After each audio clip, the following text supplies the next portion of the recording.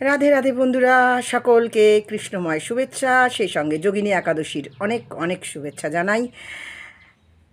তোমরা সকলে দেখছো কৃষ্ণপ্রিয়া উইথ মিতালি চ্যানেল। আমি সকালবেলা সমস্ত সেবা পুজো সেরে চলে এসেছি। আজকে বানাবো দুটো নতুন ভগবানের ভোগ, যে দুটো তোমাদেরকে আমি শেয়ার করব। তো তোমরা সঙ্গে থাকো, দেখতে থাকো। আমি 1 কেজি মতন আলু নিয়েছি এবং সেই আলুগুলোকে প্রথমে ছাড়িয়ে ধুয়ে নিয়েছি এবং তারপর সেটাকে গ্রেটারে সব আলুগুলোকে গ্রেট করে নেব।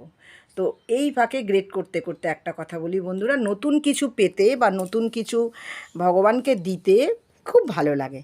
তো আজকে তোমরা পুরোটাই দেখো। এর মধ্যে আটা ময়দা, যেহেতু একাদশীর জন্যে হচ্ছে, আটা ময়দা কিছুই পড়বে না, কিন্তু এটা তৈরি হবে আলুর পরোটা। ঠিক আছে, তো আলুগুলোকে গ্রেট করা হয়ে গেছে। এর মধ্যে দিয়ে দিলাম পরিমাণ মতো সন্দব লবণ, যেহেতু একাদশী, আর দিয়ে দেব 1 চামচ গোলমরিচ গুঁড়ো। এবার এই দুটোকে একসঙ্গে আমি ভালো করে মাখিয়ে নেব। এবার মাখিয়ে নিয়ে আমি কি করি সেটাই দেখো। এর মধ্যে নুন যেহেতু দিয়ে দিলাম, একটু করে কিন্তু জল বেরোবে বন্ধুরা। আমি যতবার দেখেছি জল বেরিয়েছে, ততবার কিন্তু আমি সেটাকে চাপ দিয়ে জলটাকে ফেলে দিয়েছি। আর আগে জলটা চিপে ফেলে দিলেও হতো, কিন্তু আমি আগে ফেলিনি, ওর আঠালো ভাবটা চলে যাবে বলে। ঠিক আছে, যেটা দিয়ে এই শুধু একে অপরকে ধরে থাকতে হবে, সেই ব্যাপারটা করার জন্য আমি আগে ফেলে দিইনি। নুন দেওয়ার পর অনেকটাই জল বেরোবে, তোমরা দেখে নিও।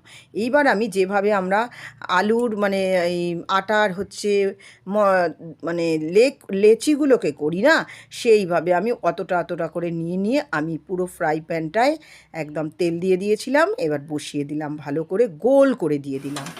এইবার দেখো তোমরা, চারপাশ দিয়ে আমি একটুখানি নেড়ে চেড়ে নিচ্ছি। একদম কি সুন্দর করে এটা উঠে যাবে, খালি দেখো। আর এটা অপূর্ব খেতে হয়। তোমরা যদি চাও, এটাকে আমি সন্দক নুন দিয়েছি, এই দেখো, দেখলে আমি সন্দক নুন দিয়েছি। তোমরা কিন্তু এটাকে খাবার সময় একটু বিট নুন নিয়ে নিতে পারো, তাহলে আরও অসাধারণ হবে। তো যাই হোক, একটা আমি করে নিলাম এবং এটাকে আমি তুলে রাখবো। একদম ওলট পালট করে নিচ্ছি। আর এই সময় গ্যাসের ফ্লেমটা কিন্তু আমি আস্তে করে দিয়েছিলাম এবং একটা একটা করে দেখো আমি সবগুলোকে করে নেব। আমি 1 কেজি আলু নিয়েছিলাম, আমার 4টে হয়েছে। এই দেখো, আর একটা দিয়ে দিয়েছিলাম, সেটাকেও আমি উল্টে নিলাম। আর যতবার আমি এটাকে বানাচ্ছি আর মনে মনে ভয় লাগছে ভেঙে যাবে না, তো ভেঙে যাবে না, কিন্তু ভাঙেনি একটাও। এটাকেও আমি তুলে নেব প্লেটের মধ্যে। দেখো তোমার কতগুলো হয়েছে আমার। তো যাই হোক, এবারে আর একটা তোমাদেরকে দেখাবো চাউ ছাড়া চাউমিন। সেটা হলো, আমি প্রথমে কাঁচা বাদামগুলোকে একটু ভেজে নিলাম আর তুলে নিচ্ছি। এবারে বাদামগুলো ভেজে নিয়েছি। এবারে আমি যেটা করব, একদম সরু সরু লম্বা লম্বা করে আলুগুলোকে বানিয়ে নিয়েছিলাম, আর গাজরগুলোকেও সেইভাবেই বানিয়ে নিয়েছিলাম। এবার আলু আর গাজর একসঙ্গে আমি ফ্রাই করে নেব, একদম চাপা দিয়ে দিয়ে, বেশি তেল আমি দেব না।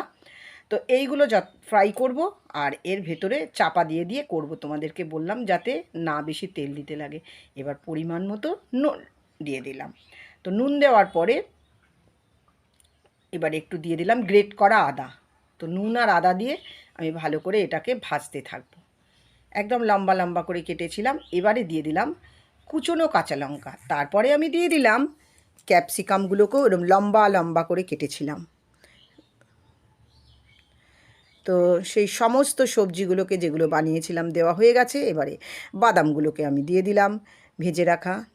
এইবার এর ভেতরে দিয়ে দিলাম গোলমরিচ, এর মধ্যে দিয়ে দিলাম একটু মিষ্টি।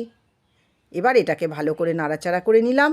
এইবার এর ভেতরে দিয়ে দেব বন্ধুরা লেবুর রস। যেহেতু আমি সস ব্যবহার করতে পারবো না, সেহেতু লেবুর রস দিয়ে দিলাম।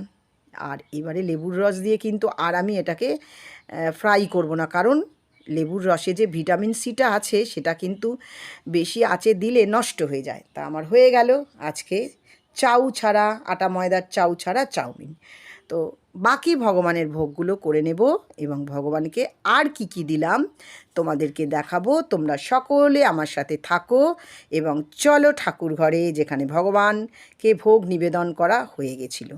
তো ভগবানকে ভোগ নিবেদন করা হয়ে গেছিলো। দেখো, এই যে সেই আলুর পরোটাগুলো যেটা করেছি আমি, আর এই যা চাউমিনটা একদম সুন্দর হয়েছে। আর এবারে আমি তোমাদেরকে দেখাবো পেঁপে আলু কাঁচকলার অনুকল্প, যেটা আমি ঘি গরম মশলার আদা দিয়ে করেছি। আর তারপরে যেটা করেছি সেটা হচ্ছে কাঁচা পেঁপের পরমান্ন। কাঁচা পেঁপেটাকে ভেজে নিয়েছিলাম, নিয়ে তারপরে দুধ ঢেলে দিয়ে যেভাবে মিষ্টি দিয়ে করে ওভাবেই পরমান্ন করেছি। আর দিয়েছিলাম কিছু ফল, কলা, শশা, আম। তো সকলে তোমরা ভোগ প্রসাদ দর্শন করো আর ভগবানের কৃপা লাভ করো। আর ভগবানকে দর্শন করবে না তা তো হয় না, কারেন্ট চলে গেল, তো তোমাদেরকে তার মধ্যেই আমি ভগবানকে দর্শন করাচ্ছি।